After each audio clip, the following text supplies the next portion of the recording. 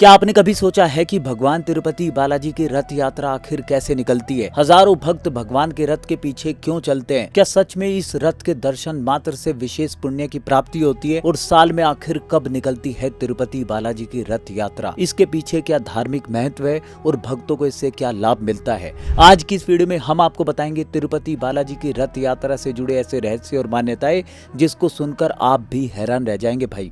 दोस्तों, तिरुपति बालाजी की सबसे प्रसिद्ध रथ यात्रा ब्रह्मोत्सव के दौरान निकाली जाती है।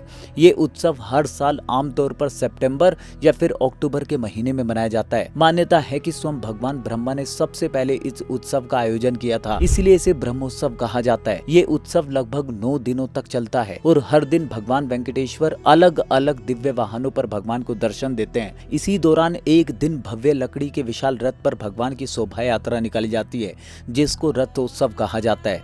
हजारों श्रद्धालु इस रथ को खींचने का सौभाग्य प्राप्त करने के लिए दूर दूर से तिरुमला में आते हैं। अब सबसे बड़ा सवाल तो ये है कि आखिर भगवान को मंदिर से बाहर निकालकर रथ यात्रा क्यों निकाली जाती है? धार्मिक मान्यताओं के अनुसार भगवान केवल मंदिर के अंदर नहीं बल्कि पूरे संसार के स्वामी माने जाते हैं। जो भक्त किसी कारणवश मंदिर के गर्भगृह तक नहीं पहुंच पाते ना, उन्हें भी भगवान के दर्शन का अवसर मिले, इसलिए भगवान स्वयं रथ पर सवार होकर भक्तों के बीच आते हैं भाई। भगवान तिरुपति बालाजी की रथ यात्रा हमें बस यही संदेश देती है कि भगवान अपने भक्तों से मिलने स्वयं उनके द्वार तक आते हैं भाई। इसके अलावा ये यात्रा धर्म, भक्ति और भगवान की कृपा के प्रसार का प्रतीक मानी जाती है। धार्मिक मान्यताओं के अनुसार रथ यात्रा के दर्शन को कई यज्ञों के समान पुण्यदायक माना जाता है भाई। कई भक्त मानते हैं कि रथ यात्रा के दौरान सच्चे मन से की गई प्रार्थना भगवान शीघ्र स्वीकार करते हैं। भगवान के दिव्य रथ के दर्शन से वातावरण में सकारात्मक ऊर्जा का संचार होता है। ऐसी मान्यता है कि रथ यात्रा में भाग लेने वाले भक्तों के घर में सुख, शांति और समृद्धि बढ़ती है।